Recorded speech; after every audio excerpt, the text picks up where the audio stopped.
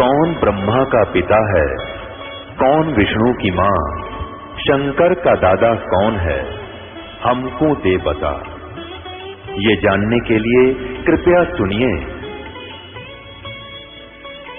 जगत गुरु तत्वदर्शी संत रामपाल जी महाराज के अमृत वचन सर्व पवित्र धर्मों के पवित्र शास्त्रों के आधार पर।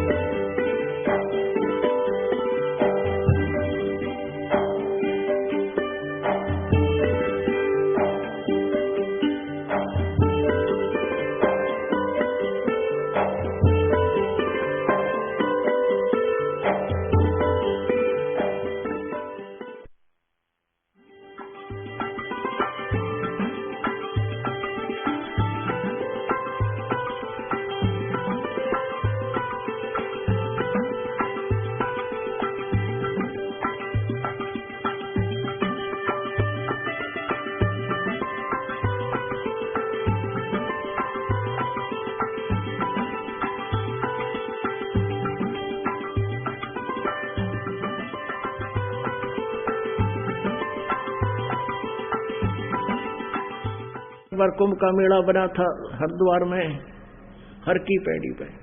वहां पर ये गिरी पूरी सन्यासी नागा और विष्णु जी के सतोगुण के उपासक ये सब वहां इकट्ठे हो गए। स्नान के ऊपर झगड़ा हो गया, नागा पहले नहाने लग गए उस पर हर की पैड़ियां पे, जो कति नंगे रहते हैं वो से तमोगुण शिव के उपासक, और विष्णु जी के उपासक सतोगुण विष्णु के। अब विष्णु कहने लगे हम पहले नहाओगे, हम श्रेष्ठ हैं। वह कहने लगे नागा हम श्रेष्ठ हैं, हम पहले नहाएंगे। लठ बाज गया, तलवारों से काट डाले, तीर मारे, तलवार मारे, बुड़के भर लिए, एक दूसरे के बाल पकड़ लिए, पशुओं की तरह लड़े। तो इसलिए कहा गीता जी अध्याय नंबर 7 के श्लोक नंबर 12 से 15 तक कि त्रिगुणमयी माया के द्वारा जिनका ज्ञान हरा जा चुका है, रजगुण ब्रह्मा, सतगुण विष्णु, तमगुण शिव जी रूपी त्रिगुणमयी माया है। यानी इन्हीं तक जो सीमित है, इन्हीं की साधना में उलझे हुए हैं, वो राक्षस स्वभाव को धारण किए हुए मनुष्यों में नीच दूषित कर्म करने वाले मूर्ख, ऐसे जुल्म राक्षसों से भी बुरे कर्म काट डाला एक दूसरे को। ओए तो 25,000 ये त्रिगुणोपासक कट कर मर गए वहां पर। इसलिए गीता जी में कहा कि तीनों गुणों के उपासक, त्रिगुणमयी माया के द्वारा जिनका ज्ञान हरा जा चुका है, राक्षस स्वभाव को धारण किए हुए मनुष्यों में नीच दूषित कर्म करने वाले मूर्ख मेरी साधना भी ना करते, ब्रह्म साधना भी नहीं करते। और ब्रह्म साधकों के बारे में बताया कि ये ज्ञानी है। इन चारों में ये ज्ञानी मुझे अच्छे लगते हैं क्योंकि इन्होंने मुझे सिलेक्ट कर लिया। इन्होंने नीचे की ब्रह्मा विष्णु महेशान उपासना को कति रिजेक्ट कर दिया, लेकिन 7वें अध्याय के 18वें श्लोक में कहा है कि ये ज्ञानी आत्मा है तो उद्धार माने अच्छी आत्मा है, नेक आत्मा है, परमात्मा पाने के लिए समर्पित हैं। लेकिन ये मेरे वाली अनुत्तम अति घटिया अश्रेष्ठ गति में ही सचित हैं।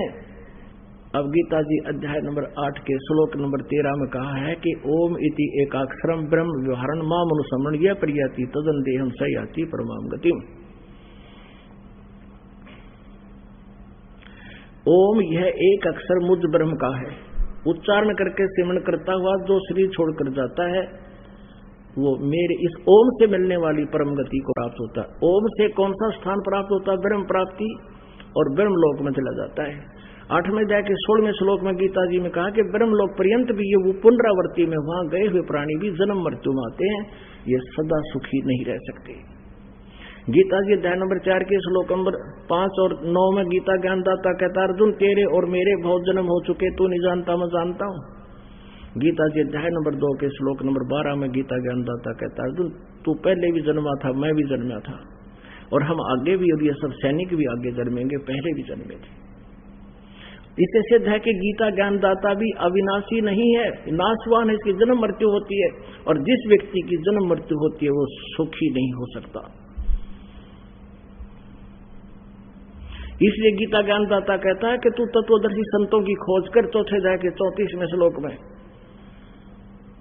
और फिर 15वें अध्याय में उसका प्रमाण बताया है प्रथम श्लोक में कि उसका क्या पहचान है, जो उल्टे लटके हुए संसार रूपी वृक्ष के विषय में सारा जानकारी देता है।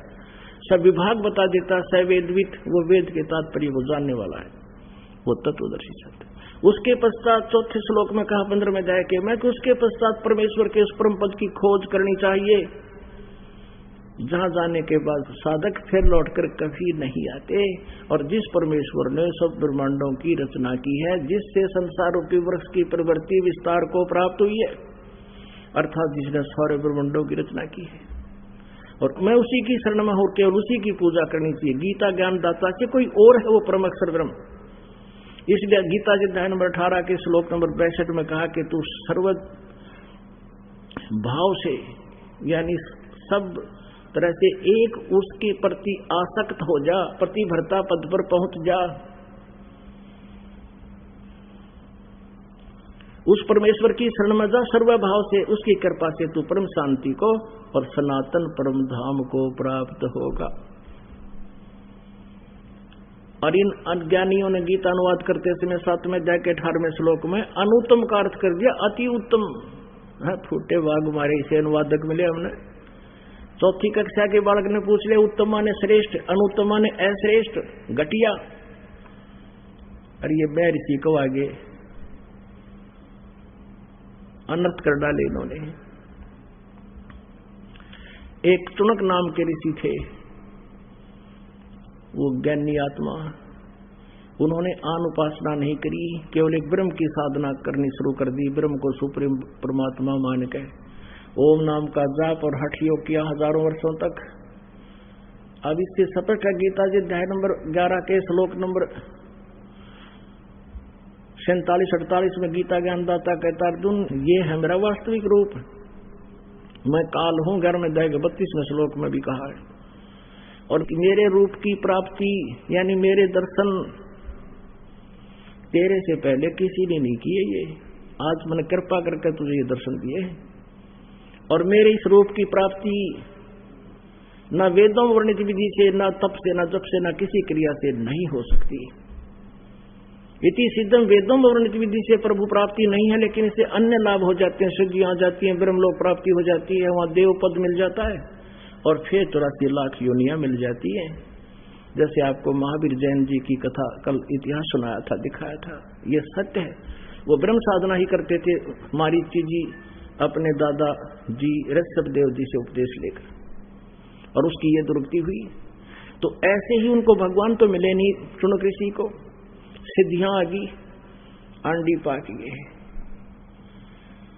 और अभिमान हो गया उनको। सभी उनके सामने थर थर कांपा करते थे। एक समय मानधाता चक्रवर्ती राजा था, पूरी पृथ्वी का शासक। उसने अपनी पूरी पृथ्वी के ऊपर एक अभियान छेड़ दिया, एक घोड़ा छोड़ दिया, और उसके पीछे सैनिक भेज दिए कि जो भी इस घोड़े को पकड़े, उसमें लिख दिया, पंपलेट छाप गले में बांध दिया घोड़े के, कि जिस भी किसी नरेश ने, किसी छोटे नवाब राजा ने चक्रवर्ती राजा मानधाता की गुलामी मंजूर ना हो, जिसको पराधीनता स्वीकार ना हो, घोड़े को बांध ले और युद्ध के लिए तैयार हो जावे।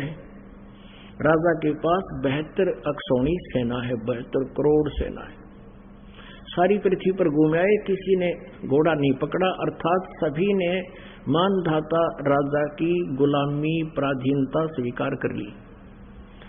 चुनक ऋषि बैठे थे, रास्ते पर कुटिया थी, जब वो घोड़ा हजारों सैनिक साथ थे। अब काल ने रिमोट दबा दिया। पहले तो वो बम बना लिया, साधना करवा कर बम बनवा लिया काल ने, और फिर रिमोट दबा दिया, इसके हाथ में रिमोट है इनका नाश कराने के लिए। अब ऋषि जी ने सोचा, भाई ये कैसे आ रहे हैं सैनिक, पूछो इनसे। पूछा, भाई कौन हो, कहां से आए हो? उन्होंने सारी जानकारी दी। तो ऋषि ने पूछा, क्या तुम्हारे राजा में इतनी शक्ति है कि किसी ने युद्ध नहीं उठा? सैनिकों ने कहा, किसकी मां ने दूध पिलाया है, बक्कल तार दे, राजा के पास 72 करोड़ सेना है, उसका मुंह तोड़ दे हम। अब ऋषि ने सोचा, भाई इनको अभिमान हो गया, ये अभिमान ठीक करना चाहिए। ऋषि कहने लगा, तूने ऋषि के मैंने ये घोड़ा पकड़ दिया और युद्ध ओट लिया, स्वीकार कर लिया तुम्हारे राजा का। अब वो सैनिक सिपाही कहने लगे, कंगले तेरे दाने खाना नहीं है, और तू यो दोटे का मान था चक्रवर्ती राजा का। तेरी क्यों छात बोल दे रही है, तू अपना माला फेर ले चुपचाप, अपना काम है वो कर ऋषि जी, क्यों पंगे में पांदे है तू। ऋषि जी कहने लगे भाई मन ने यू घोड़ा पकड़ दिया और उठ लिया युद्ध, और कह दो तेरे राजा। राजा को जब पता चला और फिर नमक मिर्च लगाई सैनिकों ने, मंत्रियों ने कि राजन आज एक आदमी की हिम्मत पड़ी है, कल दूसरे की हो जाएगी। राजा ने एक आदमी को मारने के लिए 18 करोड़ सेना भेज दी, यानी 4 प्लाटून, 4 विभाग कर दिए, 4 टुकड़ी बना दी 72 करोड़ की। एक आदमी को मारने के लिए 18 करोड़ व्यक्ति भेज दिए सैनिक। उधर से उस ज्ञानी आत्मा ने, और जो उस काल की घटिया साधना में लीन था, उसने अपने जीवन में जो डले ढोए थे, सिद्धि पढ़ाई थी, 4 पुतली बना ली, 4 परमाणु बम बना लिए सिद्धि तक। एक पुतली छोड़ दी, एक परमाणु बम छोड़ दिया, 18 करोड़ सेना का नाश कर दिया उसने। राजा ने दूसरी टुकड़ी 18 करोड़ की भेजी, राजा ऋषि ने दूसरी परमाणु बम छोड़ दिया। ऐसे 72 करोड़ सेना का नाश कर दिया उसे इस काल के पुजारी ने। अपने आत्माओं परमात्मा कहते हैं 72 अक्षौणी क्षय करी, चुनक ऋषि सुवर एक, ये दे धारे जोरा फिरे हैं सभी काल के बेखे। कहते हैं जिनको ऋषिवर कहते, उस ऋषिवर चुनक ने, ऋषि माने वर माने श्रेष्ठ, ऋषियों में श्रेष्ठ चुनक ऋषि ने 72 करोड़ सेना का नाश कर दिया। 72 अक्षौणी खा गया वो चुनक ऋषि स्वर एक, और दे धारे या मौत फिरे, ये सभी काल के भेख है। ये चलती फिरती मौत ऋषि को आओ, ये तो चलती फिरती मौत है, आग है, ये तो एटम बम थे, ये संत किसे थे। अपने आत्माओं कहते हैं ये है, ये ब्रह्म के साधक, ये काल के भेख हैं ये। अब इसलिए गीता ज्ञानदाता कहता है कि ये ज्ञानी आत्मा है तो समर्पित, लेकिन मेरे वाली घटिया साधना गति में ही लीन रहे। अब न्यों बताइए घटिया, अब क्या होगा इस ऋषि के साथ। अब चाहे तो कोई हथियार तो मार दे किसी ने, और चाहे कोई जंतर मंत्र क्रिया करके किसी की हत्या कर दे, दोनों को दोष बराबर है। अब इसका केस सिर खुजावा था, बैठा अपना माला फेरा भक्ति कर रहा था, टाइम पास बढ़िया हो रहा था, ले लिया पंगा, काल ने जो आ दिया, इसका नाश भी तो कराना है। ये ऐसे हमारा नाश करवाता है, हमें भ्रमित किए हुए। अब इस ऋषि ने 72 करोड़ आदमी मार दिए वे, मतलब बकवास करके। अब क्या होगा, जब तक इसके ओम नाम की भक्ति रहेगी, ये कमाई इसने जोड़ ली, ब्रह्मलोक में जाओगा और वहां भी देवता बन जाएगा, हजारों युगों तक रहेगा वहां पर। उसके बाद इसने हठ योग किया, वो तप बन गया, फिर भी पृथ्वी पर आकर राजा बनेगा, राजा बनकर नरे कर्म फोड़ेगा, नरे पाप कमाओगा, फिर बनेगा कुत्ता। क्योंकि यहाँ का विधान है परमात्मा कबीर जी की साधना को के अतिरिक्त अपना वर्क डन ही पाओगे, जैसा कर्म करोगे वैसा ही फल मिलेगा, पुण्य अलग पाप अलग, दोनों भोगने होते। ये कुत्ता बनेगा और इसके सिर में कीड़े पड़ेंगे, सारा शरीर में खाज लगेगी, और वो फिर बदला लेंगे एक एक प्राणी जो इसने मार रखे हैं। तो यहाँ ये बताया है कि ये साधना मेरे वाली साधना भी अति अनुत्तम है, घटिया है, और ये कहने को सर्वश्रेष्ठ है। इन्होंने सारे जो है ना शब्दों के अर्थ शब्द कोश बदल डाले इन अनाड़ियों ने, तत्व ज्ञानहीन प्राणियों ने। कहते हैं मोती मुक्ता दर्शत नाही, ये जग है सब अंदरे, दिखत के तो नैन चश्म इनका फेरा मोतिया बंदरे। भजन करो उस रब का जो दाता है कुल सब का। भजन करो उस रब का जो दाता है कुल सब का, वो कबीर परमेश्वर है, और वही आपका पाप नाश करेगा और आपको जन्म मृत्यु के रोग से छुटवाएगा। अमर करूं सतलोक पठाऊं, तात बंदी छोड़ कहाऊं। बोलो सतगुरुदेव। एक भक्त है, उसने अभी कुछ महीने पहले उपदेश लिया। वो अपने मुख से अपनी सारी कहानी आपको सुनाएंगे पुण्यात्माओं। समर्थ का शरणाग हो, रंग होरी हो, कदे ना हो ऐ काज राम, रंग होरी हो।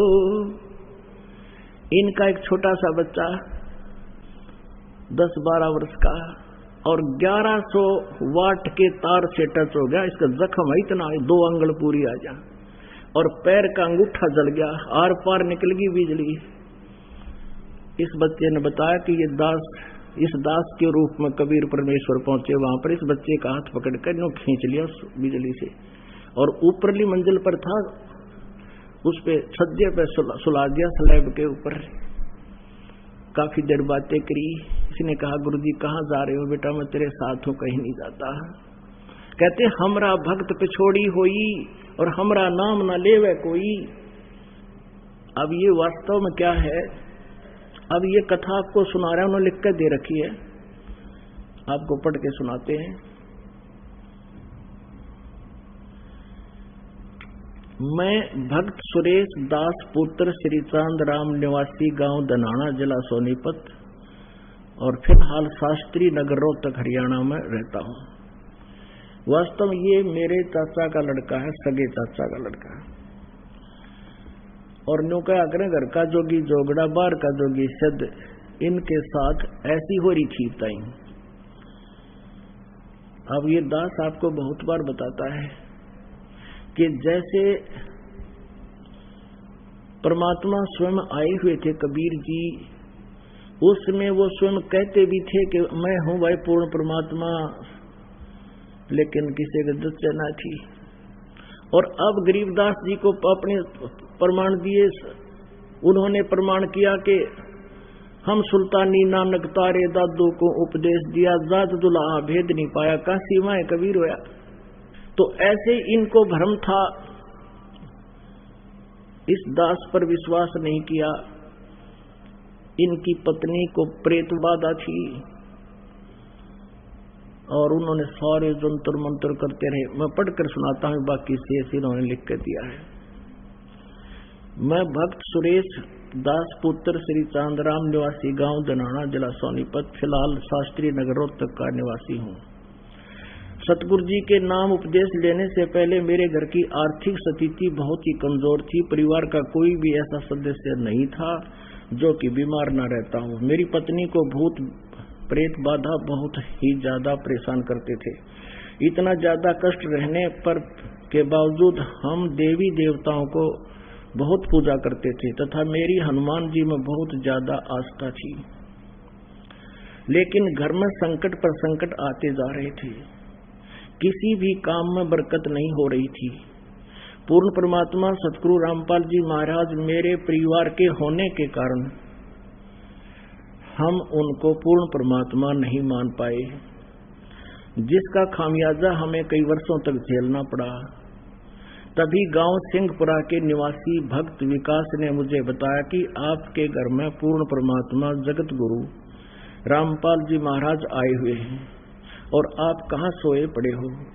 तो मैंने कहा कि काल ने हमें कष्ट ही इतने दे रखे हैं कि वहां के बारे में जानने का टाइम ही नहीं मिला। सारा समय डॉक्टरों के चक्कर काटने में चला जाता है, ऊपर से आर्थिक तंगी भी बहुत रहती है। उस भक्त ने मुझे काफी समझाया कि पूर्ण परमात्मा की ऐसी दया हुई कि मैं संत रामपाल जी महाराज से नाम उपदेश लेने के लिए अक्टूबर 2010 में सतलोक आश्रम बरवाला में पहुंचा। नाम उपदेश लेने के बाद सतगुरु जी ने अपना दया का पिटारा खोल दिया और मुझे वो सुख अनुभव होने लगे जिनका वर्णन इस जुबान से कर पाना बहुत मुश्किल है। मेरी पत्नी को बहुत प्रेत सता रहे थे, सतगुरु जी की दया से अब वह पूर्ण रूप से ठीक है। 7 सितंबर 2011 को, अभी पिछले महीने की बात है, 7 सितंबर, मेरा लड़का मोहित उम्र 12 साल, जो कि मेरे कहने पर मिस्त्री को बुलाने के लिए गया था। मिस्त्री के मकान के ऊपर 1100 वोल्ट की वोल्टेज की तार थे लड़के का तारों के बीच में 1 फीट की दूरी थी। जब वह उनके नजदीक गया तो तारों ने लड़के को खींच लिया। लड़के के सिर पर तार गड़ गया। इसका निशान दिखाऊंगे आपको, ये भगवान है। तथा मुंह जल गया। बिजली सारे शरीर में प्रवेश करके पैर के अंगूठे की हड्डी को तोड़कर निकल गई। उसमें मेरे लड़के को सतगुरु रामपाल जी महाराज बहुत ही चमकदार शरीर यानी तेजोमय शरीर सहित दिखाई दिए। उन्होंने लड़के का हाथ पकड़कर छज्जे पर लटा दिया। फिर लड़के की और सतगुरु जी की बात हुई तथा जब सतगुरु जी जाने लगे तो लड़के ने पूछा, गुरुजी कहाँ जा रहे हो? क्योंकि बेहोश था उस टाइम लड़का और आत्मा से बातें हो रही थी। गुरुजी ने कहा, बेटा मैं तेरे साथ हूं, तू घबरा मत। उसके बाद हम लड़के को हॉस्पिटल में ले गए। वहां पर भी लड़के को गुरुजी दिखाई दिए और मेरे लड़के ने कहा कि गुरुजी मेरे साथ हैं, तुम घबराओ मत। यदि आज हम परमेश्वर कबीर जी की शरण में नहीं होते तो हमारा लड़का जिंदा नहीं होता और हमें बहुत कष्ट का सामना करना पड़ता। बोलो सतगुरुदेव की जय। अब आपको दिखाते हैं, अभी आपको दिखाते हैं इस बच्चे का जो सती थी। अब देख, अभी तो 1 महीने में लगभग 1 महीना हो गया, ऊपर हो गया, बल्कि बहुत फर्क हो गया। इसकी पहले की जो तस्वीर ले रखी है इन्होंने वो भी दिखाते हैं, देखना।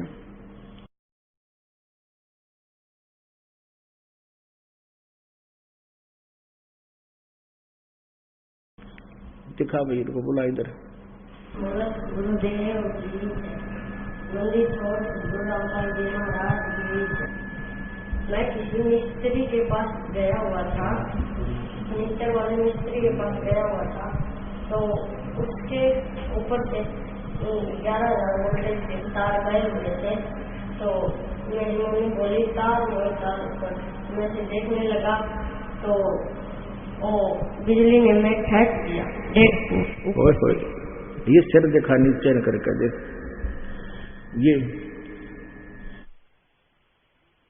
ये निशान पड़ रहा है लड़के का। ये नीचा कर गर्दन थोड़ी सी, ये देख उतर जाओगे। ओए होए होए, ये बंदी छोड़। ये तो 1 महीने के बाद ये सोची थी 2 उंगल पूरी आ जाए, इतना खड्डा था इस बच्चे का। पैर का अंगूठा देखो इसका है। अब तो ये बहुत ठीक हो गया ना, कति कंडेम होया पड़ा था उस दिन। अपने आत्माओं समर्थ का शरणाग हो, रंग होरी हो, कदे न हो ऐ काज राम रंग होरी हो। हमरा भक्त पे छोड़ी होई, तुम्हारा नाम न लेवे कोई। परमात्मा कहते जब हमारे भक्ता पर आपत्ति आ गई तो हमारा नाम कौन लेगा। अब ये जो मैंने पढ़कर सुनाया है, ये भक्त सुरेश है, मेरे सगे चाचा का लड़का है। और वह बात है, घर का जोगी जोगड़ा, बाहर का जोगी सदे। ये तो परमात्मा कहते हैं, मैं रो तू सृष्टि को, सृष्टि रोवे मोहे।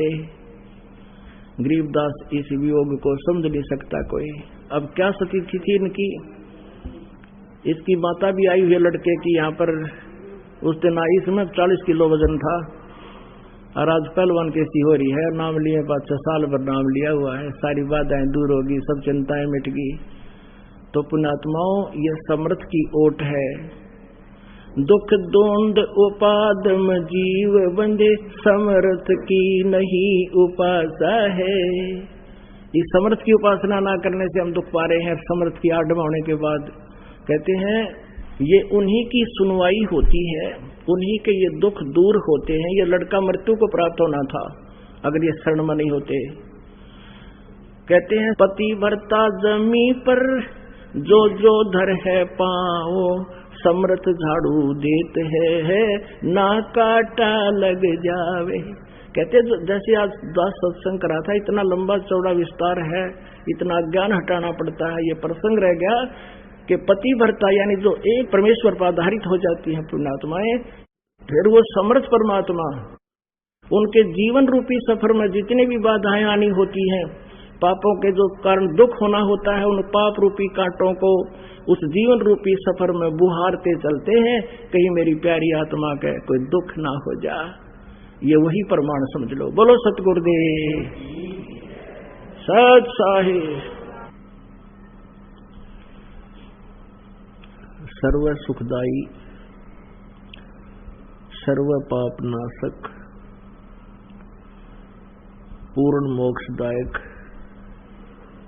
कुल के सृजनहार, हम सभी आत्माओं के जनक, ये वो परमात्मा है जो बनारस में, काशी शहर में, भारत की पावन धरती पर सन 1398 में सतलोक से चलकर अपने मुक्ति धाम से, सनातन परम धाम से गति करके आए थे और काशी शहर के बाहर एक लहर तारा नामक सरोवर में विकसित कमल के फूल पर नवजात शिशु का रूप धारण करके वो अमर पुरुष, वो सत्य पुरुष विराजमान हुए थे। वो परमात्मा प्रत्येक युग में एक ऐसी लीला करते हैं और अपनी प्यारी आत्माओं को सतलोक की जानकारी देते हैं, यथार्थ भक्ति मार्ग का ज्ञान कराते हैं। परमात्मा का उद्देश्य ये होता है कि ये सभी भोली आत्माएं काल के जाल में फंसी हुई हैं, यहाँ कष्ट पे कष्ट उठा रहे हैं, जन्म मृत्यु का दीर्घ रोग इनके लगा हुआ है। परमात्मा अपना यथार्थ ज्ञान, तत्व ज्ञान, जिसको सूक्ष्म वेद कहते हैं, जो सच्चिदानंद घन ब्रह्म की वाणी कहलाती है, उसके माध्यम से हमें जानकारी देना चाहते हैं कि तुम कहां से आए हो, तुम्हारा यह उद्देश्य क्या है जीने का। पुण्यात्माओं, यदि हम जरा सा भी विवेचन करें कभी शांति से बैठ के और सोचें कि हम जो संपत्ति एकत्रित करने में इतने व्यस्त हैं, रात दिन चैन नहीं पड़ रही है, और जिस परिवार को हम अपना मानते हैं और इसके पोषण के लिए अपना पूरा जीवन न्योछावर कर देते हैं। अच्छी बात है कि हम अपने परिवार का पोषण करें, अच्छी व्यवस्था बनावें, बढ़िया मकान बना लें, बच्चों को अच्छी शिक्षा दें, अच्छी पढ़ाई करवाएं। लेकिन ये सारा कुछ करते करते जिस पुत्र या पुत्री को हम कुछ बनाना चाहते थे और उसी के लिए हम सारा जीवन एक पशु की तरह दिन रात धंधा मेहनत करते थे, और वो बच्चा ही एक्सीडेंट के अंदर मृत्यु को प्राप्त हो गया। अब उसके जीवन का सार क्या रहा? पुण्यात्माओं, परमात्मा का जो तत्व ज्ञान है, कबीर ज्ञान है, कबीर वाणी में जो लिखा हुआ ज्ञान है, ये इतना सत्य है कि आत्मा को झंझोड़ कर रख देता है। लेकिन कालबली ने त्रिगुणमयी माया का ये एक इतना नशा करवा रखा है कि जीव के बस की बात नहीं। ये जरा सा सतर्क होता है, तुरंत ही ये प्रभाव अत्यधिक बढ़ जाता है और फिर भूल पड़ जाती है, फिर उसी व्यवस्था में लग जाता है। हम जो सारा जीवन लगा देते हैं संपत्ति और परिवार के लिए, अपना ही नहीं मालूम हम कब मृत्यु को प्राप्त हो जाएं, फिर उस परिवार का पोषण कौन करेगा? क्या ऐसी घटनाएं घट नहीं रही? कहने का भावदास का ये नहीं है कि आप अपने बच्चों से, परिवार से विरक्त होकर के केवल एक भक्ति पर ही बैठ जाओ, ऐसा कोई उद्देश्य नहीं है और ना ही ये प्रोसीजर ठीक है इस सरसों के तेल का। और फिर उस बिजली के पावर के कनेक्शन मिलने से, पावर की प्राप्ति होने से फिर वो सभी कार्य पावर से हो रहे हैं, बिजली से हो रहे हैं। आटा भी बिजली पीस रही है, वो पावर पीस रही है, और चारा भी वो पावर काट रही है। जगमग कर देती है वो पावर, घर के सारे बल्ब जगा दे तो उज्जवल कर देती है सारे घर को। तो अब हम जो अपने आप प्रयत्न से जो जितना हम कर रहे थे उससे कई गुना वो काम कर देती है। जैसे हाथ से चारा काटा करते थे और फिर बटन दबा दे पावर का, कट कट कट कट करके, जो हम 2 घंटे में काम करा करते वो 10 मिनट में कर दे। तो पुण्यात्माओं, जिन परिवार के पोषण को, ये अनिवार्य है परिवार का पोषण भी, क्योंकि हमारे संस्कार हैं और इन जितने संस्कार हैं ये हमने अब सुलझाने पड़ेंगे। तो अपने परिवार को परमात्मा के चरणों में लगा दे, पूरी कोशिश करे उसको ये नाम दिलाने की। यदि किसी पुत्र पुत्री का यह बात समझ में आई है तो उनका परम कर्तव्य बनता है अपने माता पिता को भी ये ज्ञान समझाएं और परमात्मा की शरण दिलावें। धीरे धीरे ट्राई करें, कभी ना कभी परमात्मा अवश्य सुनता है। और यदि माता पिता की यह बात समझ में आई है, ज्ञान समझ में आया है, तो उसका परम कर्तव्य बनता है अपने बच्चों को भी प्रोटेक्शन दिलवाएं, यानी परमात्मा की शरण उनको भी लगावें, कोशिश करें। तो ऐसे फिर हम जो कार्य स्वयं करते थे उसमें धन कमाने की चेष्टा करते थे, हम ये भूले हुए थे कि हमें केवल वही मिलना है जो हमारे मस्तिष्क में लिखा है। बिल्कुल भूल चुके थे हम कि हम जो क्रिया कर रहे हैं, हम जो धनी बनना चाहते हैं 2 नंबर का काम करके, रिश्वत लेकर, मिलावट करके, कभी नहीं बन सकते, कभी नहीं बन सकते, सपने में भी नहीं बन सकते। यदि आपके भाग्य में धन नहीं है, संपत्ति नहीं है, यदि आप 2 नंबर का काम करके, यदि आप जी मिलावट करके, रिश्वत लेके, चोरी करके, डाके मार के या कोई और दूसरे तरीके से आप धन इकट्ठा करने का प्रयत्न भी करते हो, तो वो धन आपके पास नहीं रहेगा, क्योंकि आपके किस्मत में, भाग्य में नहीं है। अब वो धन चला जाएगा, किसी कारण से भी कोई बच्चा बीमार हो जाएगा या कोई पशु की मृत्यु हो जाएगी या कोई व्यवसाय में ऐसा घाटा होगा कि वो पैसे भी लग जाएंगे और भी कर्जा बन जाएगा। तो पुण्यात्माओं, जिसमें हमें ये दृढ़ विश्वास हो जाएगा कि हम जो धनी बनना चाहते हैं दूसरे तरीके से और हमारे भाग्य में नहीं है, तो वो नहीं रहेगा। और यदि आपकी किस्मत में है, आपके प्रारब्ध में लिखा हुआ है, आप नेक नीति से जो भी आपका व्यवसाय है वो करते रहिए, वो तो आपको मिलेगा ही मिलेगा। पुण्यात्मा, जिसमें आप परमेश्वर कबीर देव जी की शरण में आ जाओगे इस दास के माध्यम से, फिर आपके भाग्य में जो वस्तु ना होगी और आपके लिए आवश्यक होगी, वो कबीर देव, कबीर समर्थ परमात्मा है, वो आपके प्रारब्ध को पुनः लिख सकता है।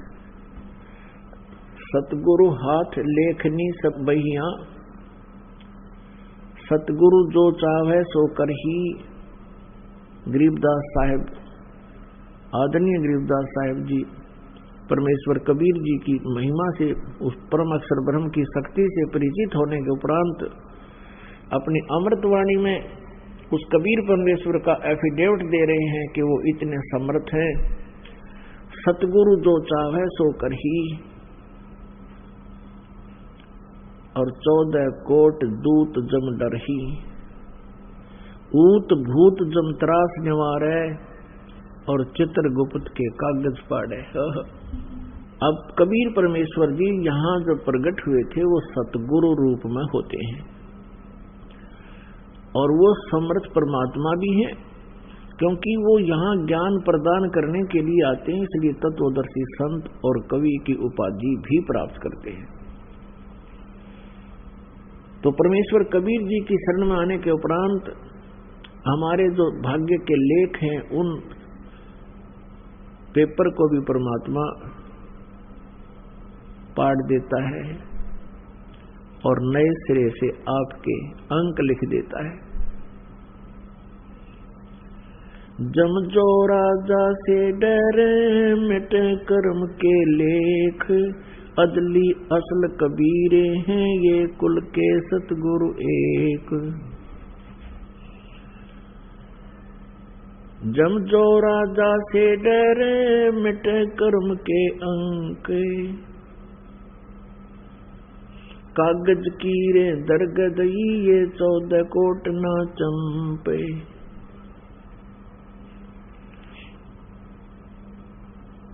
अब जैसे आप जी अपने तरीके से धनी बनना चाहते थे, नहीं बन पा रहे थे। कौन नहीं चाहता कि मेरे पास कार हो, कौन नहीं चाहता मेरे पास बड़ी कोठी हो, कौन नहीं चाहता कि मेरे पास घना धन हो, पर कितनों के पास है ये व्यवस्था। और सभी पूरा प्रयत्न करते हैं दिन रात। एक व्यक्ति सुबह से लेकर शाम तक बहुत मेहनत मजदूरी करता है और उसको सारा दिन में 100, 150, 200 रुपए प्राप्त होते हैं, और एक व्यक्ति शारीरिक काम भी नहीं करता है और वो एक दिन में लगभग कई तो 1-1 लाख रुपए कमाते हैं डेली। तो ऐसा क्यों है? क्योंकि उनके प्रारब्ध में जो लिखा है उनको मिल रहा है। आपके प्रारब्ध में ऐसा ही है तो आपको उतना ही धन प्राप्त होगा। अब दास का जो उद्देश्य आपको समझाने का, ये परमात्मा का तत्व ज्ञान समझाने का, यहाँ पर 2 पहलू बन जाते हैं। एक तो ये है कि आप जी स्वयं प्रयत्न कर रहे हो, वो कार्य बहुत धीमी गति से आपका हो रहा है, और यदि आप कनेक्शन ले लेते हो तो वही कार्य उस पावर से, बिजली से कटाकट होगा, फटाफट होगा। ऐसे ही आप जी जब नाम उपदेश ले लोगे तो आप जो नहीं कर सकते थे जिस काम को, उसको भगवान की शक्ति करेगी, परमात्मा करेंगे, और आपको बहुत सहयोग मिलेगा। परमात्मा की शरण ना लेकर के हम केवल अपने प्रारब्ध को ही घसीट रहे होते हैं। अब हम भक्ति करें और परमात्मा से डरें, आपके बच्चे भी सुखी रहेंगे, और परमात्मा चाहेंगे आपके बच्चों को भी प्रोटेक्शन देंगे। जैसे कल आपको उदाहरण दिया था, एक मोहित नाम का बच्चा 12 वर्ष की उम्र का, अभी 1 वर्ष उनको उपदेश लिए हुआ है, लेकिन वो पहले सब पूजाएं करके थक चुके थे, दुर्गति ज्यों की त्यों थी। उनको जब यहाँ उपदेश मिला तो मिलते ही उनको परमात्मा ने बिना गिनती के सुख देती शुरू कर दिए, क्योंकि जो व्यक्ति दुखी होता है वो परमात्मा को हृदय से पुकारता है, और वो ये भी सोच चुके थे कि और पूजाएं हम नहीं करेंगे, चाहे मरे चाहे जीवे। तो तब परमात्मा जब हम पतिव्रता पद पर आ जाते हैं तब हमारी सुनना शुरू करता है। हम प्रथम तो आते हैं क्योंकि ज्ञान नया, फिर भगवान नया, फिर हम वो पिछले रंग में घने रंगे हुए होते हैं, पूजाएं सब क्रियाएं वह छूटती नहीं, तो हम कुछ दिन तो डबल माइंडेड रहते हैं, जिसी कारण से आप जी को यहाँ से लाभ देर से प्रारंभ होते हैं मिलने। और कहते हैं सतगुरु के दरबार में कमी काहे की ना, अंसा मौज नहीं पावता तेरी चूक चाकरी में।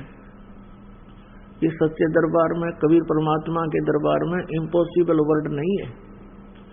परमात्मा की शब्द कोश में, कबीर परमेश्वर के शब्द कोश में असंभव शब्द नहीं है, ये वो समर्थ शक्ति है।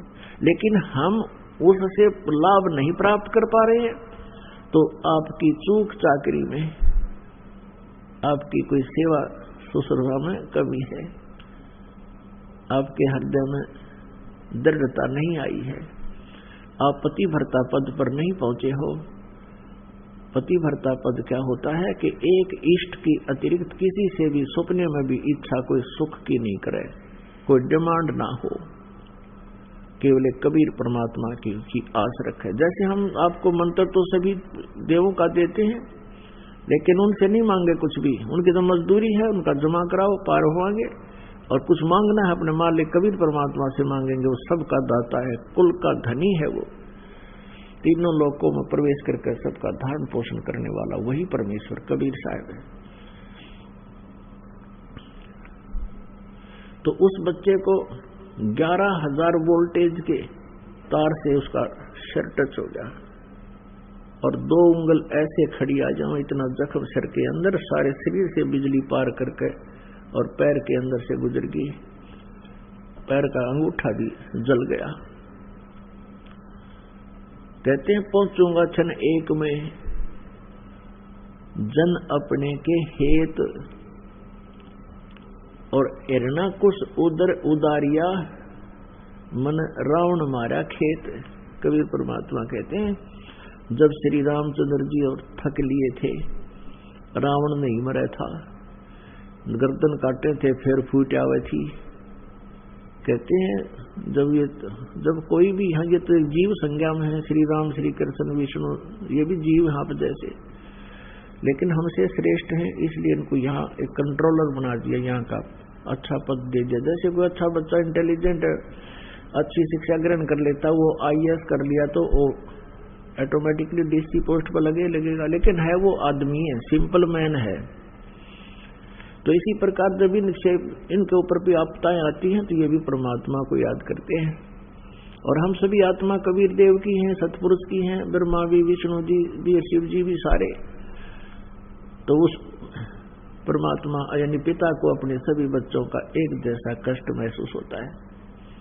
तो यहाँ बताते हैं पहुंचूंगा क्षण एक में, एक अक्षर में पहुंच जाता हूँ। जैसे वेद बताते हैं वो परमात्मा बहुत गतिशील पदार्थ की तरह है, हमारे आध्यात्मिक यज्ञों में उपस्थित होते हैं, विराजमान हो जाते हैं।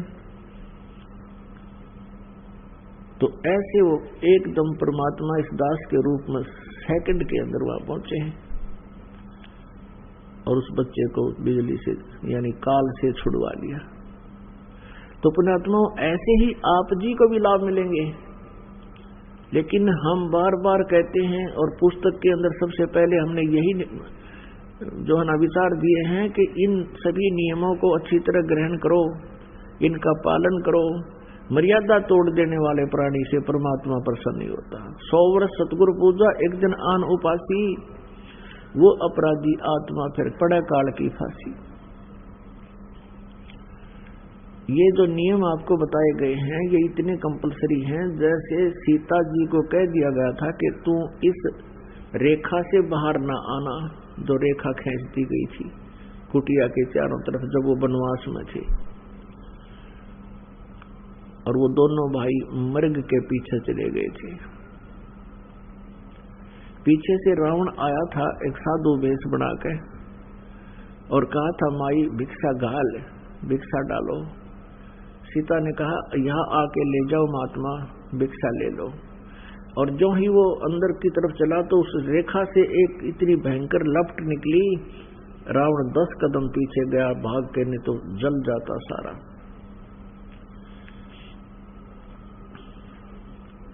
अब साधु रूपधारी रावण ने कहा कि माई भिक्षा देना है तो बाहर आकर दे दे, तूने तो मुझे मरवा दिया था। अब सीता ने अपनी सोच से सोचा कि क्या फर्क पड़ता है, महात्मा है 2 सेकंड लगाऊंगी, अभी जाती हूं और आटा डालकर वापस आ जाऊंगी। उसने उस रेखा का उल्लंघन कर दिया और उसी समय रावण ने उसको चक लिया और चक के उठा के फिर नौलखा बाग में पटक दिया, वहां को बंदी बनाया। अपने आत्माओं, हम ऐसे सीता जैसे विचारों के हो जाते हैं, दयालु हो जाते हैं। हम परमात्मा की उस रेखा का ध्यान नहीं रखते, नियमों का पालन न करने से हम फिर से काल अटैक कर जाता है। जब लग हंसा हमारी आना, काल लगना तेरा बाणा।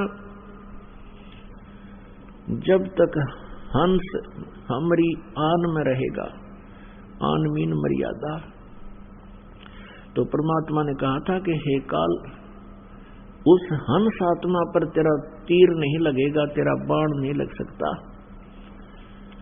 तो ऐसे ही जो अब सीता ने तो जरा सी सोची थी कि फर्क पड़ा है, अब पड़ गया फर्क। अपनी बिरान माटी करवाई और लाखों करोड़ों व्यक्ति मरवाए और लक्ष्मण और राम रुआए। तो पुण्यात्माओं, ये जो मर्यादा आपको दी गई है, ये लक्ष्मण रेखा समझ लेना। बाकी आप बालक हो, बचपना करोगे तो भाई मार भी खाते रहोगे, इसका क्या इलाज है, नियम भंग ना हो आपके। फिर दूसरा जो तरीका है, जैसे एक तो ये हो गया कि आपका परिवार पोषण भी ठीक होगा, जिसके लिए आप सारा जीवन डिवोट कर रहे थे। अब आपको जो घना लालची लोभी होगा, उसको तो 50% समय की जरूरत पड़ेगी, जो पहले 100% लाया करता था। परमात्मा आपके इसे कांटे से काटेगा, इतना सुख देगा आपको, और फिर आपको 50% समय भक्ति का मिलेगा। और रह रहकर इस ज्ञान से फिर आप परिचित होते रहोगे, आत्मा अपने आप भगवान में रंगती चली जाएगी और संसारिक सुख की चाह घट जाएगी, बहुत कम हो जाएगी।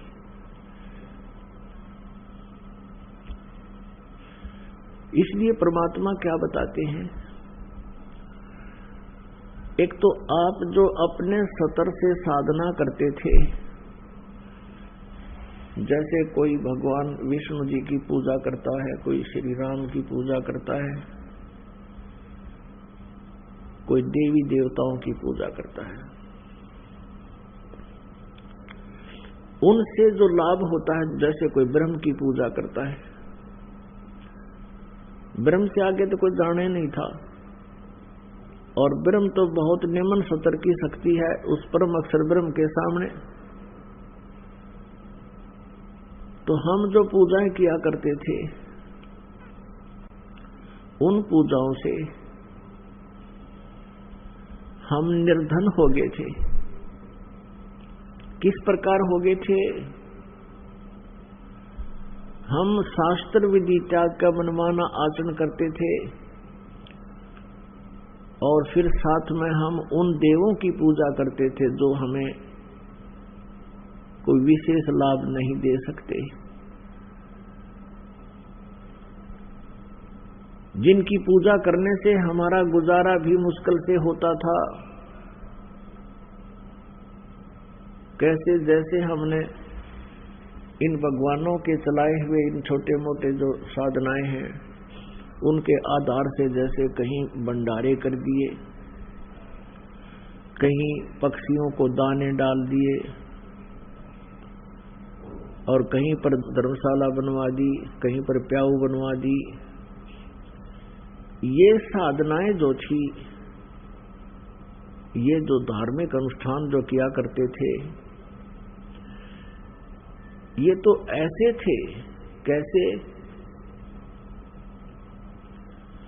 ऊंची थलियां खेती बोए, ये भूल गए निज डेरे नू। ऊंची थलियां खेती बोए, ये भूल गए निज डेरे नू। अब क्या बताते हैं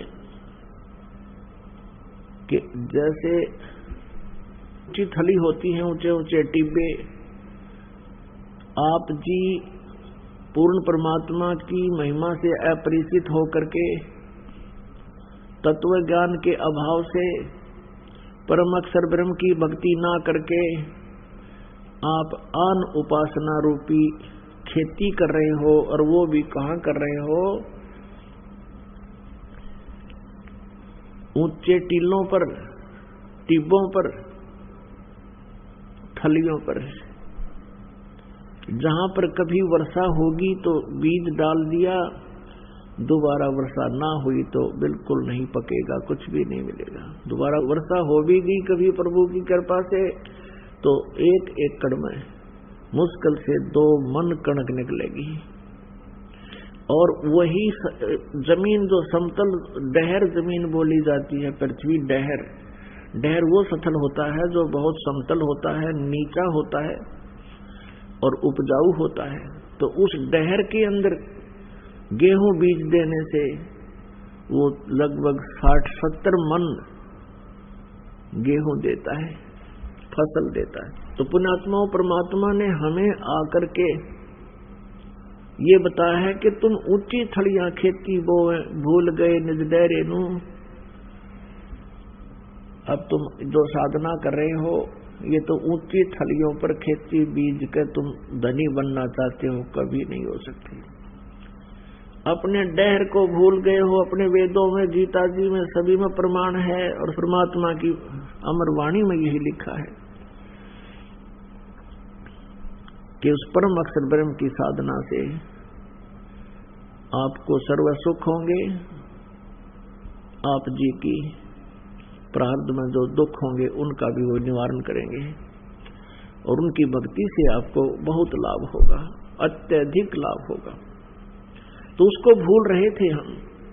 परमात्मा उसी अपनी डहर को, यानी अपनी महिमा को हमें बताने के लिए आए कि बच्चों तुम ये साधना करो, ये फसल बो, इस स्थान पर बो, फिर देखना आप कितने शीघ्र धनी होते हो।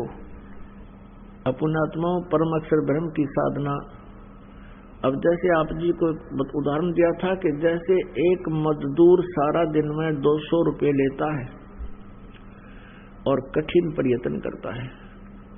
एक व्यक्ति प्रतिदिन लगभग ऐसे भी हैं जो 1 लाख रुपए प्रतिदिन कमाई कर रहे हैं, मजदूरी कर रहे हैं, बिजनेसमैन है। तो वो अपने आप सेठ होंगे, धनी होंगे, जिनकी प्रतिदिन की 1 लाख की कमाई होगी। ठीक इसी प्रकार जैसे ओम नाम जो है ये शास्त्र अनुकूल साधना प्रारंभ है, और ओम नाम का इस काल ने मिसगाइड कर दिया। गीता जी अध्याय नंबर 8 के श्लोक नंबर 13 में कहा है, ओम इति एकाक्षरम ब्रह्म व्यवहारण माम अनुसमरण ये परियाति तजंदेहम सयाति परमाम गति। गीता ज्ञान दाता ये ब्रह्म है, श्री कृष्ण जी में प्रवेश करके ये बोल रहा है। ये कह रहा है कि मुझ ब्रह्म का केवल एक ओम अक्षर है, उच्चारण करके सिमरण करने का, उच्चारण करके सिमरण करता हुआ यह परियाति तदंदेहम, जो अंतिम सांस तक शरीर छोड़कर जाते समय तक ये सिमरण करता हुआ जाता है, सयाति परमाम गति, वो ब्रह्म से मिलने वाली परम गति यानी ब्रह्मलोक को प्राप्त होता है, जो ओम नाम के जाप से प्राप्त होती है। तो यहाँ क्या बता दिया इसने कि ओम नाम का जाप उच्चारण करके करो, आप जी ने भी देखा होगा, ये ओम नाम सबसे बड़ा, इससे बड़ा ना कोई। ये गीत गावड़िए ये कैसे जाप किया करते थे, ओम ओम ओम ओम ओम ओम ओम ओम। तो ये ऐसे उच्चारण करके करते थे, कोई मन मन में करते थे। अपनात्मा जैसे हम मौखिक जाप करते हैं, 1000 बार आप मौखिक जाप करेंगे और 1 बार मानसिक जाप करोगे। वो 1 बार मानसिक जाप किया हुआ 1000 मौखिक जाप से ज्यादा कीमत रखता है, उसकी वैल्यू ज्यादा है। और यदि आप श्वास के साथ सुमन 1 बार करोगे तो 1000 मानसिक जाप का लाभ आपको मिलेगा। 1000 गुणा में 1000 लगभग 10 लाख हो गए, 10 लाख हो गए। तो श्वास उश्वास से जो विधि कबीर परमेश्वर ने आकर बताई है, ये साधना, और वो निज मंत्र बताए हैं, इनका जो विधिवत का अर्थ है, मर्यादा में रहते हुए परम संत से उपदेश ले जो अधिकारी हो, उसके बाद फिर ये पर्यटन करे, सुमन करे। उससे क्या लाभ होगा, आप कितने धनी हो जाओगे। आदरणीय गरीबदास साहिब जी ने परमेश्वर कबीर देव जी से प्राप्त ज्ञान को कैसे बताया है। सतनाम पालड़ रंग होरी हो, 14 लोक चढ़ावे राम रंग होरी हो, 3 लोक पासंग धरे रंग होरी हो, तो ना तुले तुलाया राम रंग होरी हो। क्या बताते हैं कि एक